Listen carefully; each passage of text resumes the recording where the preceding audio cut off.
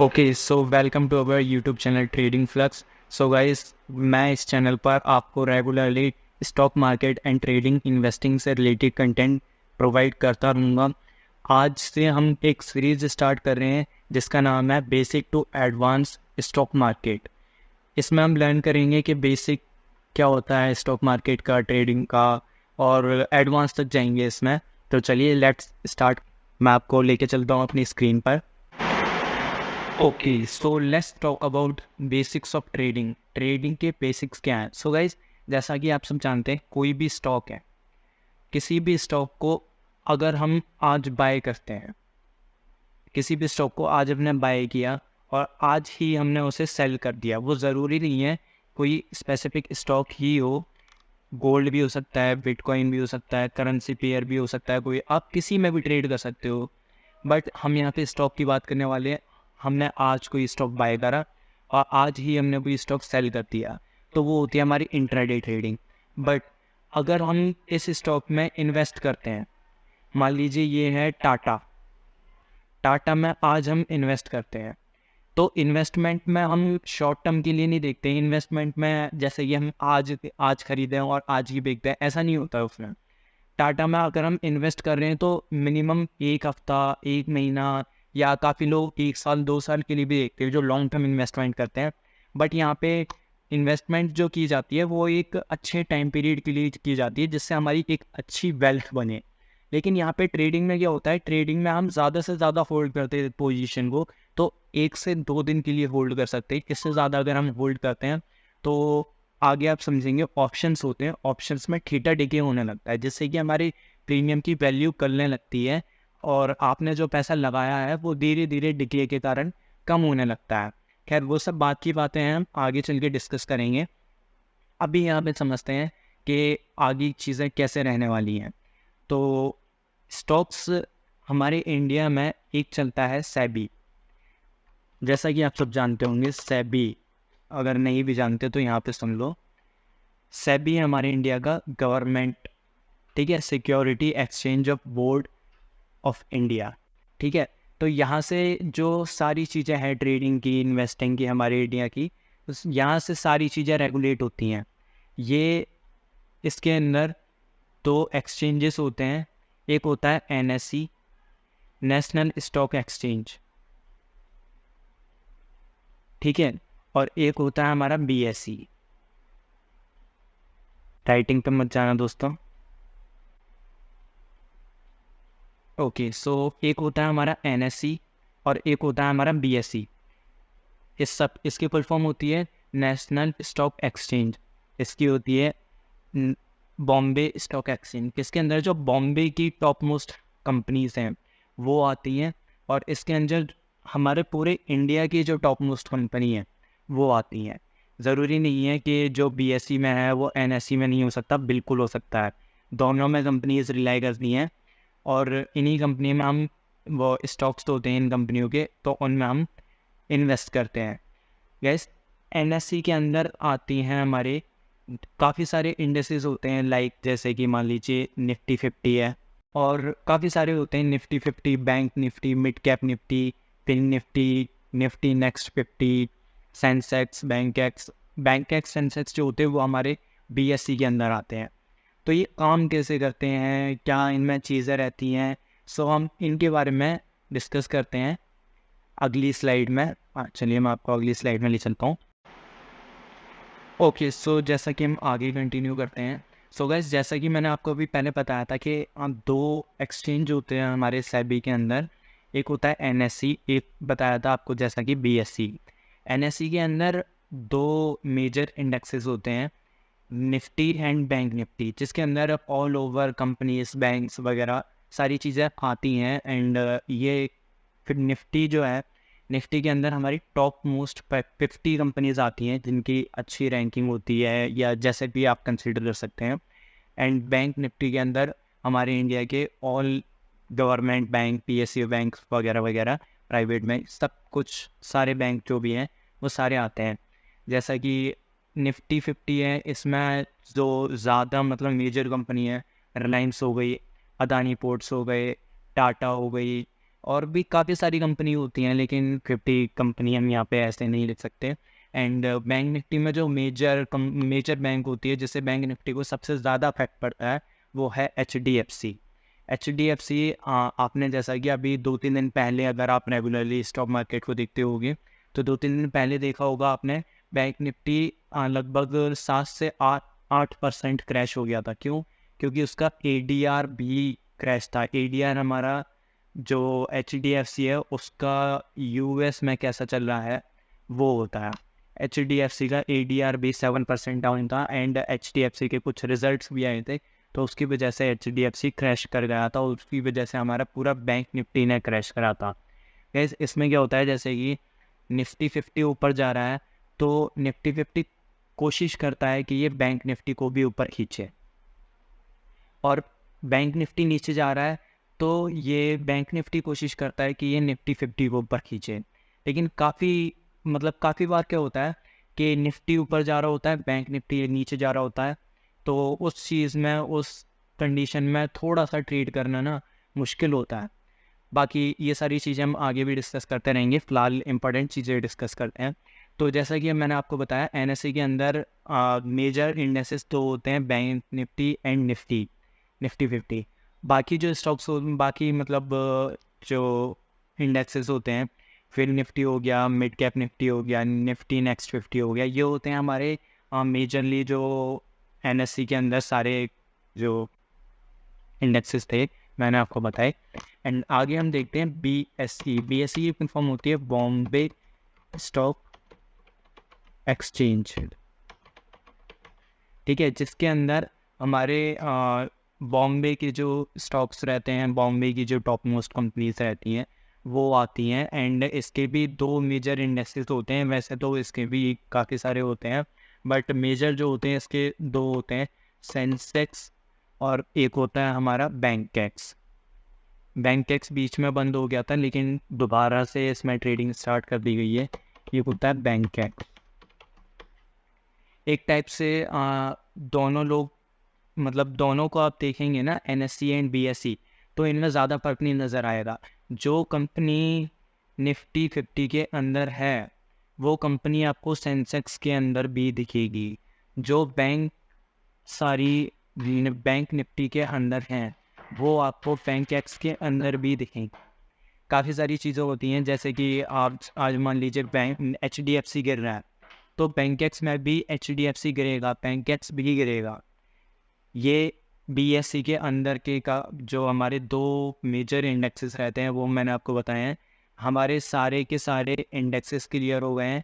Indexes क्या होते हैं, एक्सचेंजेस क्या होते हैं, एक्सचेंजेस के साथ अब मैं आपको बताता हूँ कि एक्सचेंजेस के साथ कॉन्ट्रैक्ट कैसे बनता है, कैसे निफ्टी 50, बैंक निफ्टी, फिर निफ्टी, मिड कैप निफ्टी, ये सारी चीज़ें काम करती हैं। तो जैसा कि गाइज जैसे कि आप रिलायंस कंसीडर कर लीजिए, रिलायंस निफ्टी 50 में अपना कॉन्ट्रैक्ट बनाती है। अगर आप जैसे रिलायंस के ऑप्शंस में जाएंगे, फिलहाल मैं अभी आपको ऑप्शंस पे नहीं लेके जाता हूँ, बट अगर हम आगे चल के देखेंगे तो रिलायंस जो कंपनी है वो अपना कॉन्ट्रैक्ट बनाती है निफ्टी 50 के साथ, जिसमें कि कॉन्ट्रैक्ट में हम इन्वेस्ट करते हैं और उसी कॉन्ट्रैक्ट को हम जब ऑप्शंस में ट्रेड करते हैं तो उसी कॉन्ट्रैक्ट को हम कुछ प्रीमियम दे के, जैसे कि उसका मान लीजिए 2000 प्राइस चल रहा है तो 2000 पे ना खरीद के हम उसका कुछ प्रीमियम देते हैं, मान लीजिए 20 रुपये दे रहे हैं, 40 रुपये दे रहे हैं, जैसा भी निफ्टी में उसका प्राइस चल रहा होगा उस हिसाब से देते हैं। अब इनके लॉट साइज़ का डिस्कस करते हैं। लॉट साइज़ क्या होते हैं, तो जैसा कि निफ्टी हमने बताया, निफ्टी में एक्चुअल में पहले इसके 50 शेयर का लॉट साइज़ होता था, 50 शेयर का 1 लॉट होता था। अब यहाँ पे ऐसा नहीं होता। कुछ टाइम पहले सेबी ने लॉट साइज़ को लेके बहुत बड़ी न्यूज़ निकाली थी एंड आज भी सेबी ने लॉट साइज़ को लेके न्यूज़ निकाली है, बट अभी देखते हैं कल उसका मार्केट में इम्पैक्ट होता है या नहीं। लेकिन अब यहाँ पे कर दिया गया है, निफ्टी का जो लॉट साइज़ है वो 25 शेयर का कर दिया गया है, एक लॉट, 25 शेयर का एक लॉट होता है हमारे निफ्टी का। ऐसे ही बैंक निफ्टी में भी लॉट साइज़ होते हैं, फिर निफ्टी, मिड कैप निफ्टी, सब में लॉट साइज़ होते हैं। फिर बैंक निफ्टी में हमारा 15 शेयर का लॉट साइज़ होता है। लॉट साइज़ क्या होते हैं, बेसिकली लॉट साइज़ में आपको अभी दिक्कत आ रही होगी। लॉट साइज़ मान लीजिए आप किसी भी प्रीमियम को, जैसा कि मैंने आपको बताया, किसी भी कॉन्ट्रैक्ट को परचेज़ करने के लिए हम ₹2, ₹4, ₹20, ₹15 ऐसे प्रीमियम पे करते हैं। तो अगर हम 50 शेयर खरीद रहे हैं निफ्टी का, मान लीजिए निफ्टी का अभी तो 25 का लॉट चल रहा है, तो मान लीजिए 25 शेयर हैं एक लॉट के अंदर और हमारा प्रीमियम चल रहा है ₹20, ₹20 चल रहा है। ₹20 जो प्रीमियम है वो एक शेयर का है, एक शेयर का, तो 20 इंटू 25 कर देंगे, उतना प्रीमियम आपको पे करना, उतना प्रीमियम आपको पे करना होता है किसी भी एक लॉट को खरीदने के लिए। जब आप इतना पे करेंगे तो आप एक लॉट खरीद सकेंगे निफ्टी 50 का। ऐसे ही हमारा बैंक निफ्टी में होता है। बैंक निफ्टी में भी 15 का लॉट साइज़ होता है, सेम एज इट इज़ जैसा मैंने आपको यहाँ बताया। यहाँ पे अगर ₹20 का एक शेयर का, एक ऑप्शन का प्राइस है, तो यहाँ पे भी 15 शेयर का लॉट साइज़ है। अगर यहाँ पे ₹20 का है किसी प्रीमियम का प्राइस, तो आपको 20 इंटू 15 इतना रुपए आपको पे करने होंगे एक लॉट को खरीदने के लिए। एक लॉट समझे, एक लॉट को खरीदने के लिए आपको 20 इंटू 15 पे करने होंगे। लेकिन इसमें प्रॉफिट भी फिर उसी हिसाब से होता है। मान लीजिए अगर ₹21 हो गया ये, तो इधर आपको ₹15 का ₹1 पे, ₹20 में ₹1 ऐड होगा और इधर ₹15 में ₹15 ऐड होंगे। इस हिसाब से चलता है। और बाकी हम आगे डिस्कस करते हैं। निफ्टी 50 में भी हमारा लॉट साइज़ होता है 40 शेयर का, 40 शेयर का निफ्टी 50 में होता है। मिड कैप निफ्टी में, मिड कैप निफ्टी क्या है, इसमें ना काफ़ी सारे जैसे कि मान लीजिए mid cap, small cap, large cap, इनमें कंपनीज डिवाइडेड रहती हैं। मान लीजिए रिलायंस कंपनी है, रिलायंस कंपनी आज अपनी अच्छी खासी ग्रोथ कर चुकी है, एक लेवल पे पहुंच चुकी है, काफ़ी पहले ये कंपनी ओपन हुई थी। तो ये जो है ये अपनी ग्रोथ कर चुकी है और कर रही है, इसलिए ये लार्ज कैप में आती है। इसका जो मार्केट कैप है, इसका मार्केट कैप बहुत बड़ा है। ऐसे ही टाटा जो है, टाटा का मार्केट कैप बहुत बड़ा है, इसलिए ये सारी कंपनीज जो होती हैं ये लार्ज कैप में आती हैं। ऐसे ही हमारा मिड कैप होता है, जो कंपनी धीरे धीरे ग्रोन कर रही है, जो कंपनी धीरे धीरे ग्रोन कर रही है उन्हें हम मिड कैप में कंसीडर करते हैं। एंड जो कंपनी स्मॉल कैप में आ रही हैं, काफ़ी सारी कंपनी आप नेट पे जाके देखेंगे तो काफ़ी सारी कंपनी आपको दिखाएंगे जो स्मॉल कैप के अंदर आ रही हैं। वो कंपनी स्मॉल कैप के अंदर इसलिए आती हैं क्योंकि पहले तो उनका मार्केट कैप छोटा है, एंड सेकंड थिंग इज़ के वो कंपनी अभी कुछ टाइम पहले स्टार्ट हुई है एंड अपने ग्रोथ पीरियड पे है। अभी वो एक टाइम से कहते हैं ना कि मैच्योर हो गई है, तो वो मैच्योर नहीं हुई है अभी कंपनी। वो कंपनी अभी ग्रोथिंग पीरियड पे है एंड आगे ग्रोथ करते करते बढ़ेगी। लेकिन सबसे ज़्यादा इन्वेस्ट करने का जो फ़ायदा रहता है वो ज़्यादातर माना जाता है कि स्मॉल कैप में रहता है, क्योंकि स्मॉल कैप में कंपनी जल्दी ग्रोथ कर लेती हैं। वो कंपनी नई नई ओपन हुई होती हैं, इस वजह से वो कंपनी जल्दी ग्रोथ कर लेती हैं। लार्ज कैप क्या है, लार्ज कैप तो अपने ऑल टाइम हाई पे पहुंच चुका है। मान लो लार्ज कैप अपने ऑल टाइम हाई पे पहुंच चुका है, वो उससे आगे जाएगा तो धीरे धीरे जाएगा, इतना तेज़ नहीं जाएगा जितना हम एक्सपेक्ट करते हैं। कि मान लीजिए हमने ₹10 या मान लो ₹1000 हमने इन्वेस्ट किया, हम सोचते हैं कि 2000 हो जाए, 3000 हो जाए एक ही 2 दिन में। ऐसा नहीं होता है। हम स्मॉल कैप में जब बहुत बड़ा मोमेंटम आ जाता है स्मॉल कैप में, तो वही 50-100 पॉइंट, 150 पॉइंट ऐसे आते हैं। लेकिन डिपेंड करता है वो कंपनी कैसी है। सो गाइस, हमने ये तो देख लिया कि ये इंडेक्सेस होते क्या है, निफ्टी क्या है, बैंक निफ्टी क्या है, फिर निफ्टी क्या है, मिड कैप निफ्टी क्या है। बट अब हम इस चीज़ पे बात करते हैं कि ये काम कैसे करते हैं, आखिर क्या चीज़ें होती हैं जो इन्हें ऊपर लेके जाती हैं। आप जो भी ब्रोकर यूज़ करते होगे, लाइक दान हो गया, एंजल वन हो गया, अप स्टॉक्स हो गया, ग्रो हो गया, काफ़ी सारे ब्रोकर्स हैं आज के टाइम पे, किसी पे भी आप अकाउंट ओपन कर सकते हैं। बाकी अगर आपको डन या फिर एंजल वन में अकाउंट ओपन करना हो तो फिर नीचे डिस्क्रिप्शन बॉक्स में लिंक दी हुई है, वहाँ से आप जाके अपना अकाउंट ओपन कर सकते हैं। तो हम डिस्कस करते हैं कि ये निफ्टी 50, बैंक निफ्टी, फिर निफ्टी वगैरह ये कैसे काम करते हैं। कैसे, जैसे कि मैंने आपको बताया रिलायंस ऊपर जा रहा है। मान लीजिए रिलायंस ऊपर जा रहा है, रिलायंस की आज कोई बहुत बड़ी न्यूज़ आ गई कि इसका कोई कॉन्ट्रैक्ट हुआ है, या मान लीजिए इसका क्वार्टरली रिजल्ट अच्छा आया है। तो अगर कोई बहुत बड़ी न्यूज़ आ जाती है तो रिलायंस पूरी मार्केट को उठा के ऊपर रख देगा। आज के टाइम पे मार्केट देख रहे होंगे आप, आज के टाइम पे 24,000 चल रही है। आज के टाइम पे 24,000 चल रही है, किसी टाइम पे मार्केट 20,000 थी, उससे 21,000 हुई, 22,000 हुई, 23,000 हुई और आज 24,000 हो चुकी है। 24,400 के ऊपर आज क्लोजिंग दी है निफ्टी ने।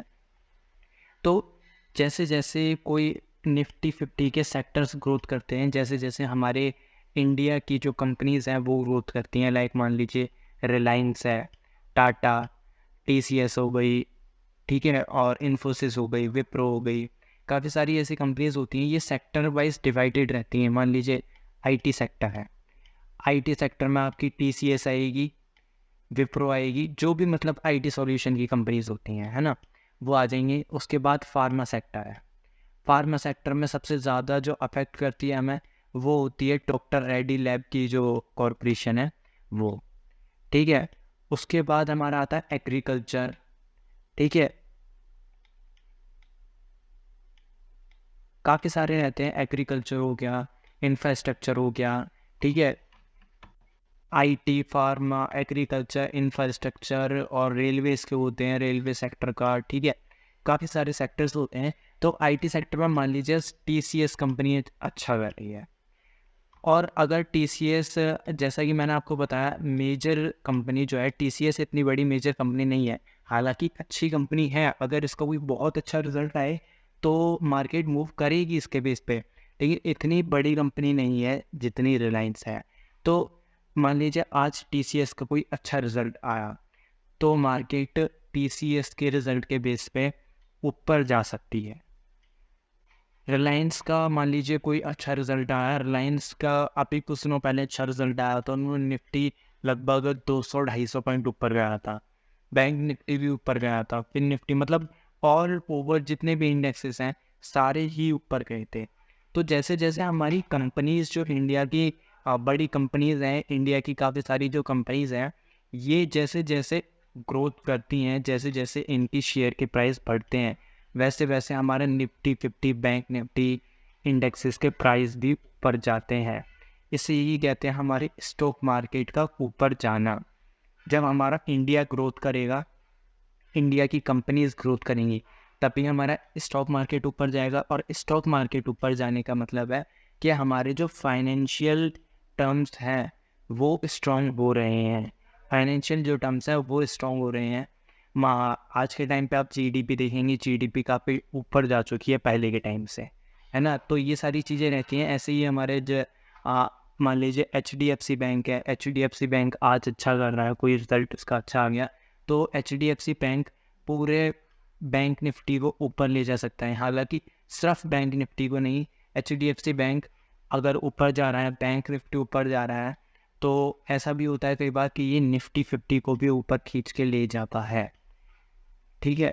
तो ये सारी चीज़ें रहती हैं। ऐसे ही हमारे सारे इंडेक्सेस वर्क करते हैं। रिलायंस हो गया, टाटा, अदानी है हमारे, इनके रिजल्ट्स हो गए, या ये कंपनी कैसा परफॉर्म कर रही है, सारी कंपनी कैसा परफॉर्म कर रही हैं, उसी बेसिस पे हमारी निफ्टी 50, बैंक निफ्टी, ये सारे जितने भी इंडेक्सेस होते हैं, ये सारे इंडेक्सेस वर्क करते हैं। इनका प्राइस अप एंड डाउन होता है। आप किसी भी ब्रोकर यूज़ कर रहे होंगे कोई भी, तो ब्रोकर पे आपको सामने ही दिख जाएगा निफ्टी 50, बैंक निफ्टी, उन पे जाके आप उनके चार्ट को देख सकते हैं। Okay, so guys, thank you. आज की जो क्लास है हम यहीं पे ख़त्म करते हैं। आज हमने काफ़ी सारा कुछ पढ़ा, बेसिक्स पढ़े, ट्रेडिंग के बेसिक्स क्या होते हैं, ठीक है, स्टॉक्स कैसे काम करते हैं, स्टॉक्स को बाय करते हैं, सेल करते हैं, क्या कहते हैं इसे, इंट्राडे कहते हैं, है ना, टाटा के स्टॉक को बाय कर रहे हैं वगैरह वगैरह। कौन हमारे इंडिया के जो ट्रेडिंग है उसे संभालता है, कौन स्टॉक्स को संभालता है, सेबी है, इसकी फुल फॉर्म होती है security exchange board of India, है ना, security exchange board of India है, और ये सारी चीज़ें रेगुलेट करती है। इसके अंदर दो एक्सचेंजेस आते हैं, सॉरी इंडेक्सेस नहीं, एक्सचेंजेस आते हैं, NSE और BSE। NSE के अंदर Nifty 50, bank Nifty major indexes होते हैं, BSE के अंदर सेंसेक्स, बैंक एक्स में मेजर इंडेक्सेस होते हैं, जैसा कि मैंने आपको बताया। और उसके बाद हमने बात की कि निफ्टी 50 क्या है, बैंक निफ्टी क्या है, निफ्टी 50 के अंदर क्या क्या आता है, बैंक निफ्टी के अंदर क्या क्या आता है, कौन कौन से और इंडेक्सेस होते हैं, बैंक BSE के अंदर, BSE क्या होता है एक्चुअल में, BSE कैसे वर्क करता है, BSE के अंदर कौन कौन से इंडेक्सेस आते हैं, इंडेक्सेस कैसे काम करते हैं, Nifty 50, bank Nifty, Sensex Bankex वगैरह ये कैसे काम करते हैं, कोई कंपनी ऊपर कैसे जा रही है, नीचे कैसे आ रही है, ये सारी चीज़ें डिस्कस की। लॉट साइज़ डिस्कस किया कि लॉट साइज़ क्या होता है। फिर निफ्टी का लॉट साइज़ होता है 40 शेयर्स का, मिड कैप का होता है 75 शेयर्स का, ठीक है, और निफ्टी 50 का भी होता है 25 शेयर का। ओके, सॉरी निफ्टी 50 में 25 शेयर नहीं, निफ्टी 50 का 10 शेयर का होता है, हो गया। निफ्टी 50 का 25, निफ्टी 50 का 10 शेयर्स का होता है। ओके, सो चलिए आज की क्लास हम यहीं पे ख़त्म करते हैं। बाकी मिलते हैं आपसे नेक्स्ट सेशन में, जिसमें हम आगे डिस्कस करेंगे स्टॉक मार्केट के बारे में, ट्रेडिंग के बारे में, आगे डीप नॉलेज लेंगे कैसे काम करते हैं, कैसे सारी चलती हैं। तब तक के लिए okay, bye bye, take care and subscribe, like, share करना ना भूलें। बाकी आपके जितने भी दोस्त वगैरह हैं सबको ये वीडियो शेयर कर दीजिए, ताकि हमारे इंडिया में ज़्यादा से ज़्यादा लोग ये चीज़ सीख पाएँ, ज़्यादा से ज़्यादा लोग देख पाएँ इस चीज़ को। ओके, और बाकी जैसे भी हमारा टेलीग्राम ग्रुप चाहिए वो टेलीग्राम ग्रुप ज्वाइन कर सकता है, डिस्क्रिप्शन में लिंक दी गई है। वहाँ पे क्या है, आपको सारी चीज़ें सारे अपडेट्स रेगुलरली मिलते रहेंगे। क्या मार्केट का व्यू है, कैसे चल रही है मार्केट, सपोर्ट रेजिस्टेंस वगैरह, मार्केट ओपन होने से प्री ओपन सेशंस होते हैं, तो उन सब में आपको रेगुलरली अपडेट मिलता रहेगा टाइम टू टाइम।